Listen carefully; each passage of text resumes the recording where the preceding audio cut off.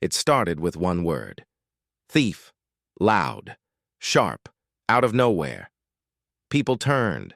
A child dropped his snack. A woman gasped. And in the middle of the busy store, under flickering ceiling lights, stood a teenage girl with wide eyes and a brand new backpack in her hands. Her name was Rachel Moore, and in that moment, the world seemed to decide she was guilty before she had even opened her mouth. The store manager, a thin man with a clipboard and a beard like stubble left after a storm, pointed at her like she was something dangerous. "You! Don't move!" Rachel froze. She was 17 years old, smart, polite, the kind of girl who returned her library books early. She had just been accepted into the University of California, Irvine, to study pre-law. People in her neighborhood in Vista Hills, a quiet suburb just outside of Sacramento, California, knew her as the girl who always did the right thing. But now, in front of strangers and stares, she was being accused of something she hadn't done. No questions, no evidence, just her brown skin, her quiet posture, and a backpack she hadn't even purchased yet. Within minutes, her wrists were locked in cold metal cuffs. No one asked her name. No one asked her story. And when she stood in court a few days later, the judge didn't look her in the eye, didn't ask about the store's video cameras, didn't ask why. He just read a police report in silence, sighed, and raised the charge from shoplifting to felony theft. All Rachel could think was, how did this happen to me? Let's go back. That morning, the sun peeked gently through the blinds of the Moore family's small two-bedroom home. The kitchen smelled like cinnamon and clean laundry. Rachel's mom, Dana Moore, was humming as she pulled muffins out of the oven. Her dad, Isaac Moore, sat at the table, red pen in hand, grading high school papers for the English class he taught. Their house was warm, filled with old furniture, photos taped to the fridge, and love. They didn't have much money, but they had routine, trust, and a belief in hard work. Rachel stepped into the kitchen, her long curls pulled into a neat ponytail. She wore a gray sweater and jeans. Her old backpack hung off one shoulder, seams ripping, zipper broken. "I'm heading to Hillstone Mart," she said, kissing her mom on the cheek. "You need a new bag before finals?" her mom asked, smiling. Rachel nodded. "This one's falling apart." "Don't spend too much," her mom said. "You're not packing for Mars, just something to hold your dreams." Rachel laughed. She grabbed the car keys. What she didn't say was that her stomach had been tight for days. The pressure of college, expectations, and fear of messing up sat heavy in her chest. But her parents already knew, and they believed in her anyway. She drove to Hillstone Mart, a budget store between a payday loan office and a pawn shop. She'd been there before. It wasn't fancy, but it was close and affordable. Inside, the lights buzzed overhead. The floor tiles were cracked. A kid cried, near the candy aisle. Somewhere, someone yelled for a cleanup. Rachel moved fast. She found a navy blue backpack with thick straps and deep pockets. It was perfect. She held it in one hand and her phone in the other. The checkout line was long. She stood quietly, scrolling through her texts. Then it happened. A man in a red polo shirt and khaki pants, with a name badge that read M. Carter, Manager, stepped in front of her. He tapped her shoulder. Twice. "You need to come. With me," he said flatly. Rachel blinked. "What? Why?" "Someone saw you. Said you were hiding stuff in your bag." Her chest tightened. "But I didn't. I haven't even—" He didn't wait. He turned and started walking. She looked around. People were watching. A couple whispered. One woman shook her head like she already knew Rachel was guilty. Rachel's legs moved on. Their own. Following him past shelves of cereal and shampoo into a narrow hallway behind the store. Her heart thudded. Her hands were cold. The back room smelled like glue and dust. A small metal chair sat in the middle. A camera blinked above. The door. The manager didn't sit. He pointed. "Sit down, empty your pockets, and open the bag." Rachel sat slowly. I haven't paid for it yet, but I didn't take anything else. Policy, he muttered. She placed the new backpack, still with tags, on the table. Then her phone, a tube of lip balm, a small, brown wallet, nothing more. He looked disappointed. For a moment, Rachel thought maybe he would apologize, maybe say it was a misunderstanding, maybe even offer a discount. But instead, he picked up the phone. I've got a suspected shoplifter, he said. Female, black, mid to late teens. Send someone. Rachel's body went numb. You're calling the police? She asked. Company policy. I didn't steal anything. He didn't respond. 10 minutes later, an officer entered. He was polite, almost gentle. He said he was just following steps. I'm sorry, he said. It's nothing personal. He cuffed her wrists behind her back. Rachel walked out of the store again, but this time in chains. Her head was down. People watched. A teenager lifted their phone to record. No one asked her name. No one asked what really happened. Outside, the sun hit her face like punishment. The metal of the cruiser burned through her jeans. She looked at her reflection in the glass divider inside the car. She still couldn't cry. It felt like a dream, except she couldn't wake up. At the police station, the lights were brighter.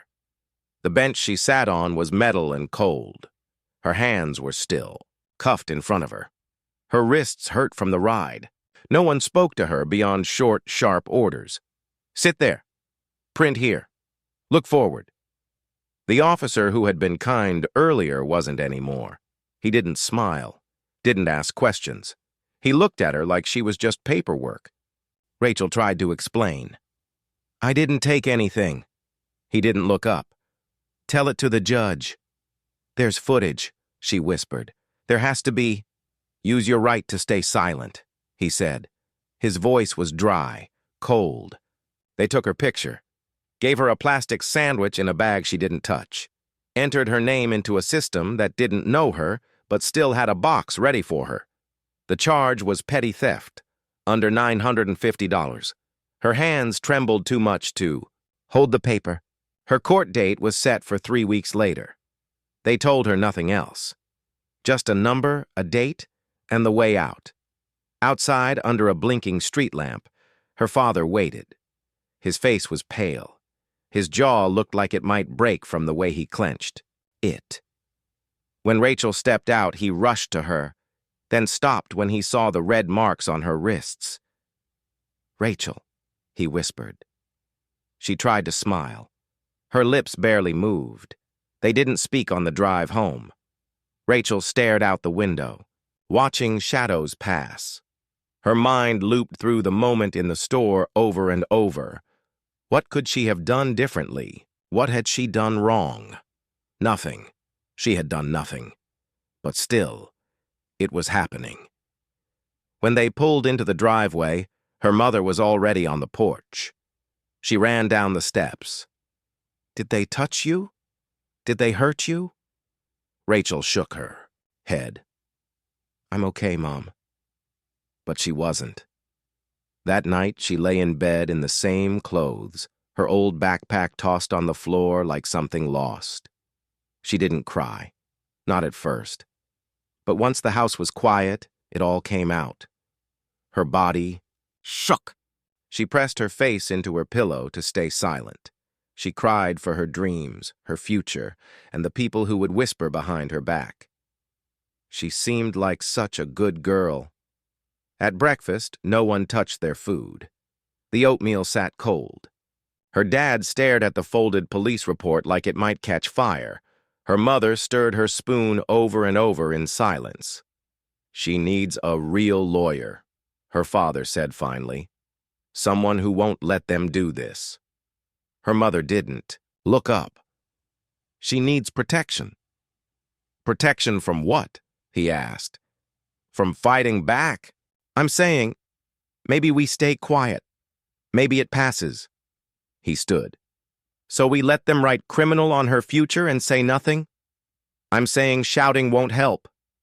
Their voices rose, then stopped. Rachel sat at the kitchen counter, hands wrapped tightly around a mug of tea that had long gone cold. The steam had vanished. The taste meant nothing. She didn't speak, didn't move. It felt like the whole room was spinning around her while she sat completely still, just watching her parents argue about her, not with her. They were trying to decide what came next.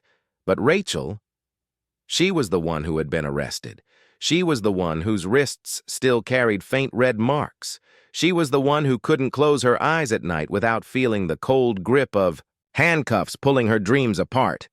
And yet somehow, in the middle of it all, her voice wasn't part of the conversation. That, more than anything, made her feel invisible. Alone.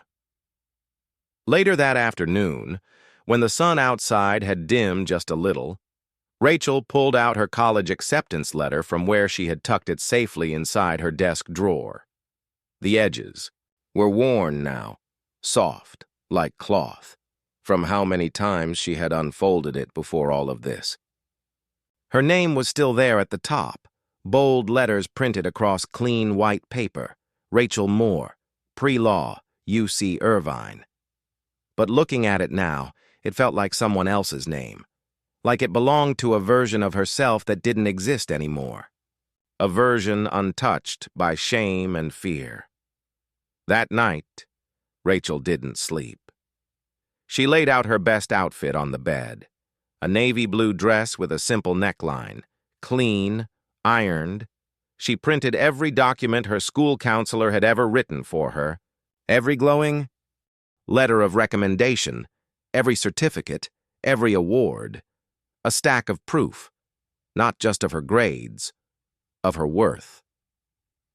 The next morning, she walked into the Vista County Courthouse, and it hit her instantly. The cold. It wasn't just the air conditioning. It was the feeling. How people moved fast but without looking at each other. How the walls echoed with footsteps but not kindness. It felt like a place built for routine, not justice. Like fairness was just another form to file. Rachel sat down in a wooden bench outside courtroom 2B, her folder clutched so tightly to her chest that her knuckles turned pale. Beside her sat Mr. Whitaker, her court-appointed attorney, a balding man with tired eyes and a faded coffee stain on his shirt pocket. He gave her a small nod. "We'll get through this," he said gently. "Just stay calm. Don't argue. Answer what's asked. Try not to make waves." She nodded slowly, unsure if he believed his own words, unsure if she should. Then a clerk stepped forward, calling her name like it was just a number. "Rachel Moore, case 74219. Her stomach dropped. Her dad reached over and squeezed her hand. Her mom whispered a prayer under her breath. Rachel stood. Her legs felt like they might give out, but she walked forward anyway, each step heavier than the last. The judge entered. Judge Lynn Weaver, black robe, pale face, eyes like polished stone. She didn't smile, didn't glance at Rachel, didn't even raise her head as she opened a thin manila folder in front of her. She read for 20 seconds. One report. No photos, no questions, just words on a page. Then she leaned back and sighed. "Miss Moore," she said, voice clipped, tired. "You're pleading not guilty?" "Yes, Your Honor," Rachel said, steady but soft. Her knees shook beneath her. Mr. Whitaker cleared his throat. "Your Honor, we have a number of character references and academic records to present. We'd also like to request access to surveillance footage to support my client's statement." "Motion denied," Judge Weaver cut in sharply, not even lifting her eyes. "This court finds probable cause to proceed. The officer's report is sufficient." Whitaker blinked, clearly taken aback. "But, Your Honor, the footage—" "I said denied, counsel." Rachel turned to her lawyer, eyes pleading. She expected him to push harder, to raise his voice, to fight for her. But he didn't. He simply nodded. Noted. That was it. The courtroom suddenly felt too quiet, like someone had turned the volume down on the whole world. Rachel opened her mouth to speak, to tell them she didn't do it, to demand they look at the video, but Judge Weaver didn't let her. "This is not a discussion, Miss Moore," she said coldly. "You've entered your plea. The court will set a preliminary hearing 2 weeks from today." Then she turned to the prosecutor, a young woman, with a sharp blazer and a folder filled with neatly clipped papers. "Does the state wish to amend the charges?" The prosecutor didn't hesitate. "Yes, Your Honor," she said firmly.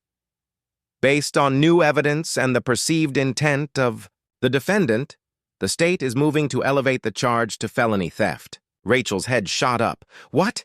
Whitaker stood alarmed. "Objection! The value of the item—" "Enough," Judge Weaver snapped. "This will be decided by a jury. Bail is set at $5,000. Next hearing in 3 weeks." She struck the gavel once. Bang! Just like that, it was over. Rachel barely registered the world around her as she followed Mr. Whitaker out of the courtroom. Her legs moved, but everything else felt frozen. He muttered something about filing a motion to reconsider, but it sounded thin, weak, like fog, gone before it reached her. Her world, everything she had worked for, believed in, dreamt about, was unraveling in front of her. She wasn't angry. Not yet. She wasn't sad or scared. She felt nothing. A deep, aching nothing. The kind that seeps into your bones and makes you wonder if you were ever real in the first place. They didn't see her that day. Not the student who worked late into the night. Not the daughter who helped her mom fold laundry while reciting law school dreams. Not the girl who believed the justice system existed to protect the innocent. To them, she was just a file, a box to check, a face in a hallway. Maybe that's all she had ever been to them. The courthouse cafeteria smelled like burnt coffee and old grease. Somewhere near the back, a microwave beeped. A fan hummed overhead. But none of that touched the corner table where Rachel sat, her court papers stacked in front of her like a wall she couldn't climb. Her tray of food sat untouched, fries limp, sandwich dry. Her appetite had disappeared hours ago, maybe longer. Across the table, her mom slowly stirred a cup of tea. She didn't drink it, just circled the spoon over and over like she was trying to stir away the fear. Her father scrolled silently through his phone, thumb still, jaw locked tight. Nobody said a word for several minutes. Then finally her father broke the silence. "We're not letting this go," he said. His voice was low, but every word carried weight. "We're getting a real lawyer. If we have to go to the press, we will. This whole thing smells rotten." Rachel's mother blinked, her hand twitching against the cup. "And do what? Put her on the front page? Let reporters follow her down the school hallway?" Her voice cracked. "She's 17, Daniel, not a symbol." "She's also not a thief," he said, sharper now. "Did you see what that judge did? She didn't even look at Rachel, just waved her hand like she was sweeping dust off a desk." "I'm saying we protect her." "So am I, just not by pretending this didn't happen." Their voices were hushed, but the emotion between them was loud. Rachel shrank back in her seat, her fingers brushing the edge of her court documents. She didn't want to be anyone's cause. She didn't want a headline or a protest sign. She just wanted her life back. But what if silence wasn't safety? What if staying quiet meant giving them permission to destroy her? She reached into her bag and pulled out her phone. Her hands shook. She hadn't messaged her brother in almost 2 weeks. Not because they were fighting. They never really fought. He was just always busy. Always in Atlanta, Georgia, behind closed doors and courtroom steps, surrounded by people in suits who called him General Adrian Moore now. But today, she didn't need the polished, press-ready version of him. She needed her brother. She opened their old text thread. It was mostly birthday emojis and short check-ins. She hadn't told him what had happened. Until now. Her fingers hovered, then typed, "Adrian, It happened. They raised the charge. The judge won't even look at the video. She stared at the blinking cursor, then added, I don't know what to do. She hit send. Then she waited. She locked the screen, placed the phone face down on the table, and took a breath. Everything felt tight in her chest. Heavy. A minute passed. Maybe less. Then the phone buzzed. One new message. She turned it over. Stay right there. I'm coming. 5 words. No punctuation. No hesitation. Rachel stared at it, heart pounding in her ears. She didn't know what to feel first, shock or relief. Warmth bloomed slowly inside her. Not like sunshine. More like a light switching on in a dark room. For the first time in days, the knot in her chest began to loosen. She didn't know what Adrian would do. Didn't even know what he could do. But someone believed her. And not just anyone. Someone with power. Someone who wasn't waiting. He was already moving. Her mother noticed the change in her expression. Who was that? She asked, leaning slightly forward. Rachel hesitated. Adrian. Her mother's eyes sharpened. You told him? I needed to. Her mom looked around the cafeteria like a swarm of cameras might crash through the windows at any second. Rachel, you don't know what that means. He has a public profile now. He can't afford to be— I already am, Rachel said, softly but clearly. Her mother froze. Her father leaned forward. What did he say? Rachel turned the phone around and showed him the message. He read it, then nodded once. Good. Her mother didn't reply. She just stared down at her tea again. Her fingers had stopped stirring. Rachel sat back in her chair and closed her eyes for a moment. The courthouse still buzzed around her. Lawyers shuffling past with folders tucked under their arms. Security guards calling out instructions, voices echoing off tile. But inside her, something had changed. For days, she had been shrinking, dimming herself, trying not to take up space.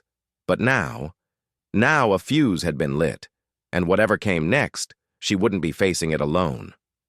Across the country, in a tall glass building overlooking a rain-soaked Capitol dome, Adrian Moore stood at his office window. Storm clouds smeared the sky. His phone buzzed again and again on his desk behind him, but he didn't move to check it. His eyes were fixed on the screen of the device in his hand. Rachel's text. He read it again. It happened. They raised the charge. The judge won't even look at the video. I don't know what to do. That last sentence burned into his chest, like someone had pressed a branding iron to his ribs. Adrian didn't panic. He didn't shout. He simply moved. By the time his assistant opened the door to remind him about a meeting with the Attorney General's committee, he was already rolling up his sleeves and dialing a number from memory. The call connected on the second ring. Yes, a voice answered. Julian Ward, Adrian said, already moving toward his desk. I need you in California. There was a pause. Rachel? She's being railroaded, Adrian said, voice tight. Judge won't allow evidence. Her lawyers doing nothing. They just upgraded the charge. Grand theft. Jesus, Julian muttered. Want me to file something? I want you to dig, Adrian said. Everything on the judge. Rulings, complaints, sanctions, especially anything that got buried. Understood. And I want that store. Footage. If there's a copy, find it. Pull it before it disappears. I'll need access. You'll have it. Badge clearance. Whatever you need. Julian didn't ask more questions. He never did. I'll be on the next flight. Back in the courthouse cafeteria, Rachel sat alone for a few minutes. Her mother had stepped outside to take a phone call. Her father had gone to check the parking meter. She sat at the same table. The papers were still there. Her sandwich was still untouched.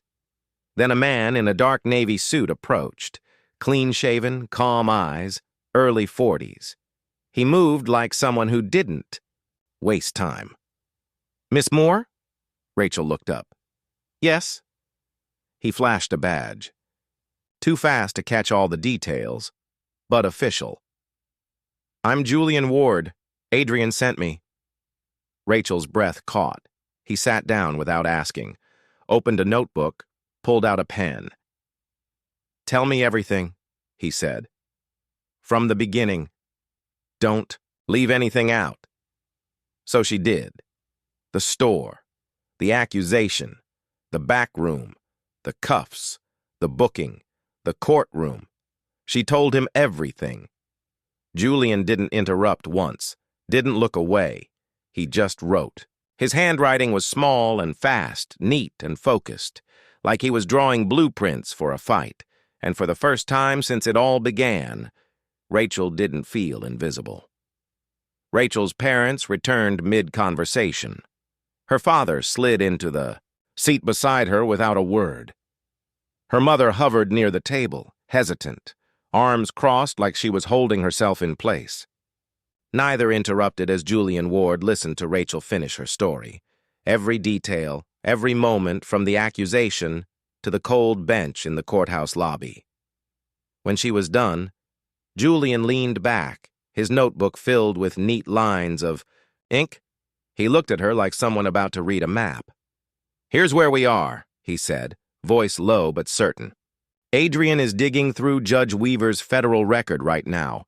Rulings, complaints, anything buried or sealed. I'm filing an emergency motion to request the store's surveillance footage. If it still exists, we'll get it." Rachel blinked. "And if it's already gone?" Julian's expression didn't change, but his words landed harder. "Then we go after the pattern. If there's even a hint of misconduct in her history, we'll bring the whole thing into the light. You're not invisible anymore. That's what they count on. People like you staying quiet, hoping it goes away." He closed his notebook, tucked it into his bag, and stood. Not this time. And with that, he was gone. But Rachel sat there long after, staring at the empty space across from her where Julian had been.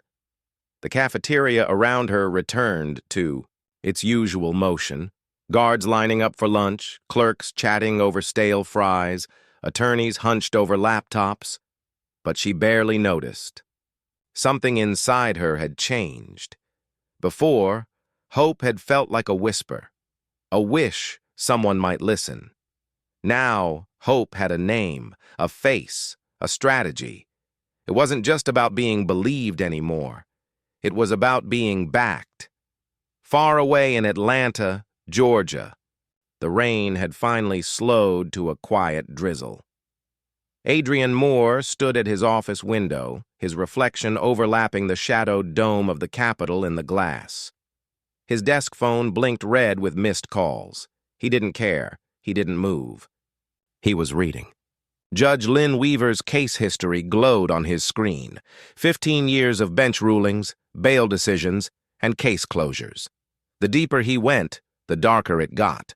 Patterns emerged: disproportionate sentencing, denied motions, cases involving teens, of color dismissed without hearing, buried complaints, sealed, settlements, one after the other.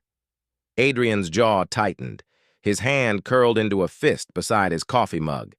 Outside, storm clouds gathered over the city. Inside, he was already moving. The courthouse in Vista County hadn't changed. The walls were still beige. The fluorescent lights still flickered. The air still buzzed with the shuffle of papers and hard shoes against cheap linoleum. But something was different now. It was the air. Heavier, thicker, tense.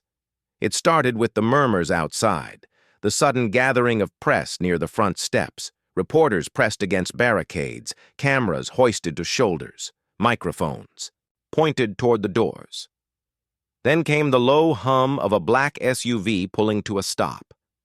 No logos, no flashing lights, just one man stepping out.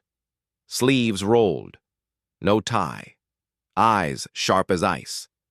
Adrian Moore didn't need an escort.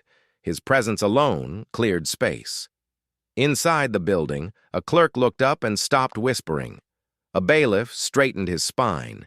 Even the guard at the security checkpoint nodded quietly, letting him pass, without a word. Adrian didn't glance sideways. He didn't ask directions. His name had arrived before he did. Rachel sat on a bench outside courtroom 3B, her heart beating faster than her breath. Julian was beside her, tapping quietly on his phone. She hadn't been told Adrian was coming. The courtroom doors creaked open. Adrian stepped through. The entire room shifted, like someone had tilted the ground under them. People looked up. A defense attorney paused mid-sentence. A clerk stopped typing. Even the judge froze. Rachel's throat tightened. She hadn't seen her brother in months. Not like this. Not like a storm walking into a storm. Judge Weaver looked up. Her eyes caught him and didn't blink. Her lips thinned. Her hand hesitated on the gavel. Adrian didn't sit. He walked to the center of the courtroom and turned to face the bench. "Your Honor," he said, voice calm and clear. "My name is Adrian Moore. I represent the Department of Justice." Silence crashed over the room like a wave. "We are opening an investigation into systemic misconduct in this court," he said, louder now, but still steady. "We have documentation of multiple complaints, sealed settlements, and a pattern of denied rights in this courtroom, especially concerning defendants of color." Judge Weaver stood slowly. "Mr. Moore, this is highly inappropriate." "And so is ignoring constitutional rights," he said, stepping forward. "This court has a history, Judge. We're reviewing every case you've handled in the last 5 years." She opened her mouth again, but it didn't matter. Reporters were scribbling notes. A court clerk whispered something into a phone. The assistant prosecutor, holding a file, had gone still. A bailiff near the door looked unsure whether to sit or stand. Rachel sat frozen, trying to remember how to breathe. She wasn't watching a hearing anymore. She was watching a system being cracked open. Judge Weaver's hand trembled slightly as it lowered from the bench. "This courtroom is not a stage, Mr. Moore. You don't have the right to make a spectacle." "With respect, Your Honor," Adrian said, standing firm. "When justice is mishandled, silence is no longer an option. You still have the right to defend yourself, but not the right to operate unchecked." The room was holding its breath. Now, Judge Weaver scanned the faces around her. The gallery, her clerk, the prosecution. No one met her eyes. She had lost the room. Her shoulders stiffened. Her voice softened. "This court moves to dismiss the case of Rachel Moore without prejudice." There was no applause, no cheering, just silence. And then, from Rachel, a breath, soft, deep, full, like someone had let the air back into her chest. She didn't smile, didn't even blink. She just sat still, feeling the weight start to lift. Julian leaned over. "That's your win right there." Her father, sitting behind her, placed a hand on her shoulder. Her mother whispered her name, but the words didn't register. She was still standing. Adrian didn't stay for a photo. He turned and walked out the same way he came, calm, quiet, unstoppable. Outside, the cameras flashed. Questions were shouted. He didn't answer. Inside, Judge Weaver sat back down.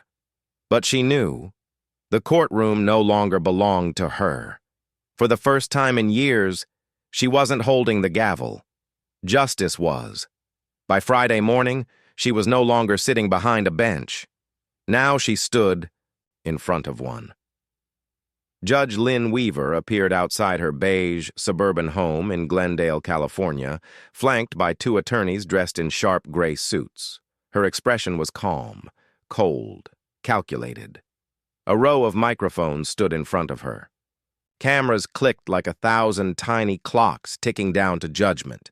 News vans were parked down the block. Neighbors peeked from behind curtains. She didn't flinch. Her lawyer stepped back.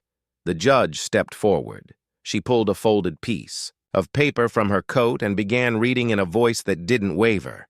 "This is not about justice," she said. "This is about politics, about punishing strength, about throwing someone under the bus because public opinion turned. No apology, no regret.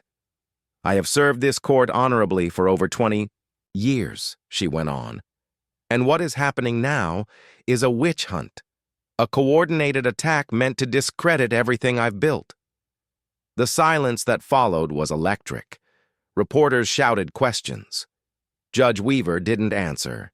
She simply turned and walked back into her home, her shoulders straight, her face unreadable. But the door didn't shut tight enough to stop what was coming, because outside, things had already started to change. It began with a whisper, then a name, and then more. Former defendants, public defenders, clerks, parents, neighbors, even retired judges. One by one, they came forward with stories that had been kept quiet for too long. A teenage boy wrongly accused of stealing a car, even after footage showed he was at a school event on the other side of town. A young mother arrested for resisting when she asked why she'd been pulled over.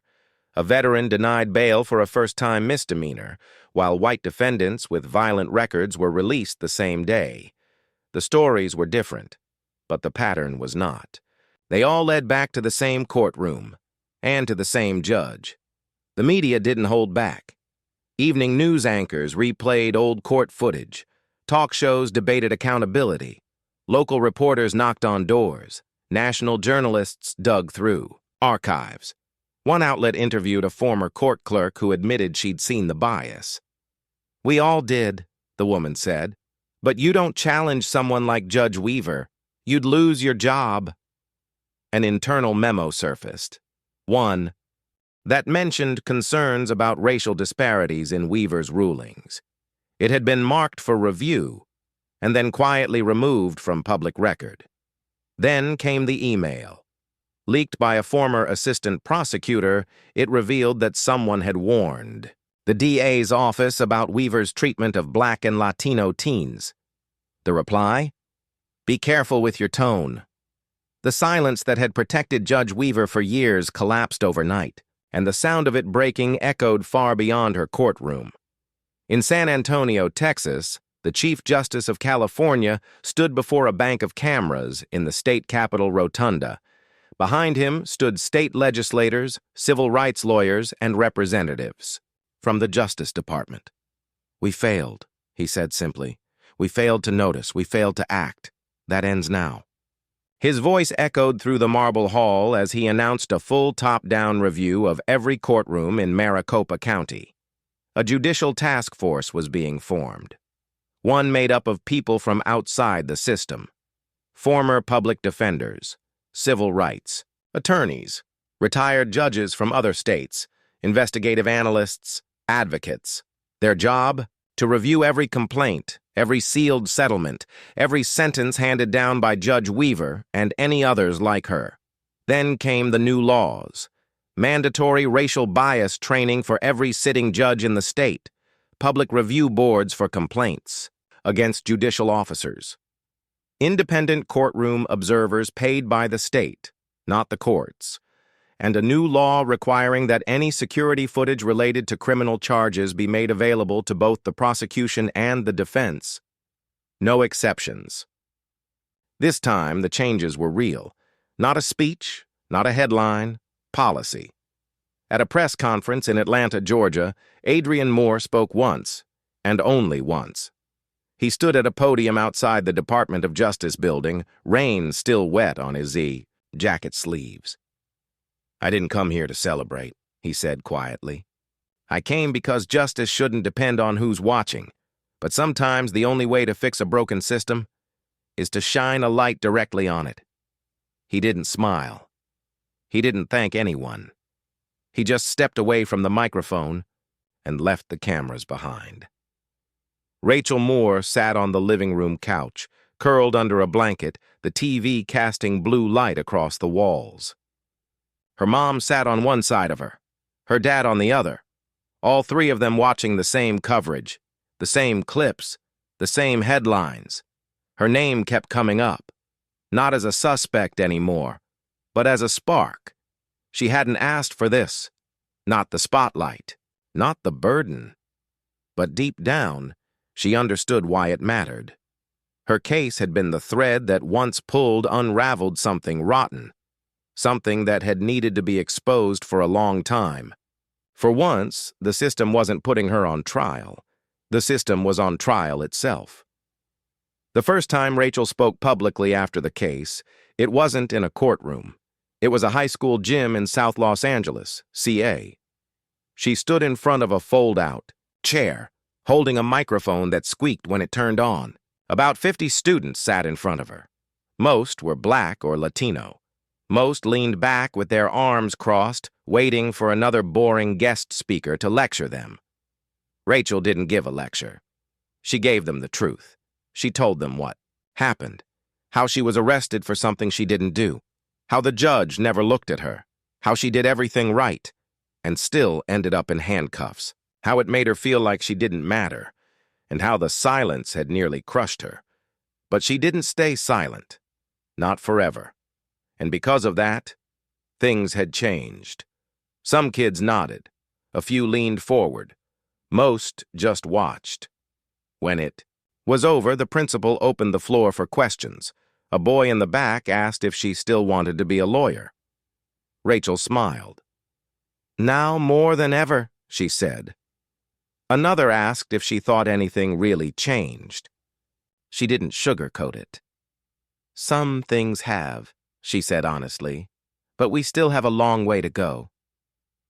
As the students got up to leave, a little girl, maybe 8 or 9 years old, walked up shyly. She clung to her older sister's hand, her braids tight, her eyes big. "Were you scared?" the girl whispered. Rachel bent down so they were eye level. "I was terrified," she said, "but I spoke up anyway." She paused. "And you can too." The little girl nodded, then wrapped her arms around Rachel's waist. Rachel hugged her back, tightly. She didn't need applause. She needed that hug. That was what it was about now. It was never about the headlines, not about interviews, not about microphones or applause. It was about connection, one voice reaching another, one story unlocking someone else's truth.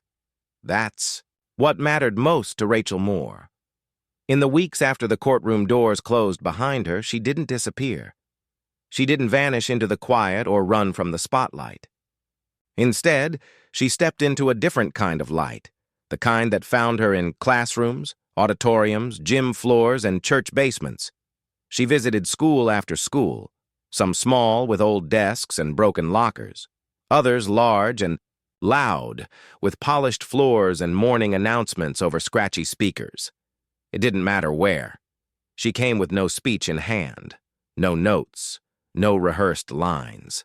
Rachel didn't speak like a hero. She spoke like someone who had been through something that should have destroyed her, and didn't.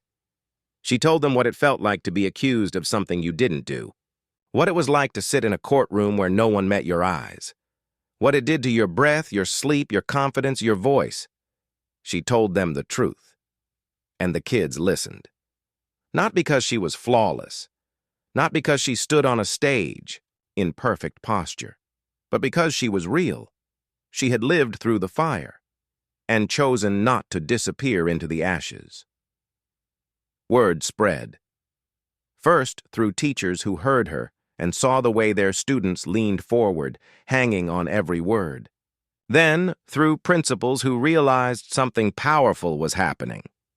Community leaders started calling, youth organizations, justice panels, church forums, parent groups. They asked her to speak. She always said yes. She made time, even when she was tired, even when it brought back things she wasn't ready to feel again. She listened. She hugged. She answered every question, even the hard ones. At one event, a mother came up to her with tears in her eyes. Her teenage son had just been suspended for something he didn't do. "What do I do?" the woman whispered. Rachel didn't have all the answers, but she listened. And that was enough. Meanwhile, Adrian kept moving behind the scenes. 1 month after Rachel's case was dismissed, he stood before a small crowd at the downtown Justice Center. A new initiative had just been announced. Something personal. Something big. The More Justice Fund, a scholarship and legal defense foundation for students of color facing wrongful accusations. The press gathered to hear Adrian speak, but when the time came, he stepped aside and handed the microphone to his sister. Rachel took it with both hands. She stood quietly, looked out at the faces, and breathed. She didn't talk long. She thanked the donors, thanked her parents, thanked every student who had come up to her and said, "I saw myself in your story." And then she said this: "Every system that fails does so because too many people look away. But every change we make starts when one person chooses not to stay silent. That person doesn't have to be famous, doesn't have to be perfect, doesn't even have to be ready. They just have to be brave." She didn't cry, but her mother did. Her father, too. Later, as the crowd thinned and the stage was being taken down, Adrian walked over and handed Rachel a small white envelope. She tilted her head. "What's this?" He smiled faintly. "Open it later." She did. That night, alone in her room. Inside was a single folded piece of paper. His handwriting was neat, strong. 2 sentences. "You didn't just survive, you sparked something. Keep going. M." Rachel folded the note and placed it in the back pocket of her notebook. It stayed with her everywhere. The sun was beginning to slip below the horizon when Rachel stepped onto the beach in Long Beach, California. She had driven alone, parked just a few blocks away, and walked with her sandals in hand. The breeze smelled like salt and kelp. The ocean shimmered orange and gold. There were joggers passing by, a couple tossing a frisbee, a child digging a hole in the sand. But this stretch was quiet. She found her spot near a weathered lifeguard post and sat down, pulling her knees to her chest. Her backpack rested beside her, not just any bag, but the one she had bought after the trial. Inside was her admission packet from UC Irvine and a small bundle of letters, notes from students she'd met, thanking her for speaking, telling her she'd changed something in them. Tomorrow, she would move into her dorm. A new chapter. A new beginning. But tonight wasn't about starting over. Tonight was about something else. Closure. Rachel pulled out her phone and stared at the screen for a long while. She scrolled past messages, past photos, until she reached a contact saved in her phone, one she had never used, never deleted. Judge Lynn Weaver. She tapped the number. It rang once, twice, 3 times. Then a voice answered, low and cautious. "Hello?" Rachel took a breath. "It's Rachel Moore." There was a pause. "You shouldn't be calling this number. I won't take long." Another pause. Then, "What do you want?" Rachel let the sound of waves fill the silence. "I wanted you to hear it from me." She waited, then said it. "You lost." More silence. "Not because you were wrong," she continued, "though you were. You lost because we stopped being quiet." A long beat passed. Then the judge's voice returned, rough, almost resentful. "The world's not fair, girl. It never has been." Rachel stared out at the ocean, where the sun had now dipped halfway below the horizon. "I know," she said softly. "That's why I'm still standing." She hung up. No drama. No closing line. Just a quiet click, and then peace. She dropped her phone gently into her bag, stood, and walked toward the water. Her bare feet sank slightly into the cool sand. The first wave that touched her toes was sharp and cold, but she didn't flinch. She stepped forward again. And again. Until the water came up to her ankles. The wind caught the edge of her dress, tugged at her curls. She closed her eyes and let the air move through her. Let the sound of the ocean drown out everything else.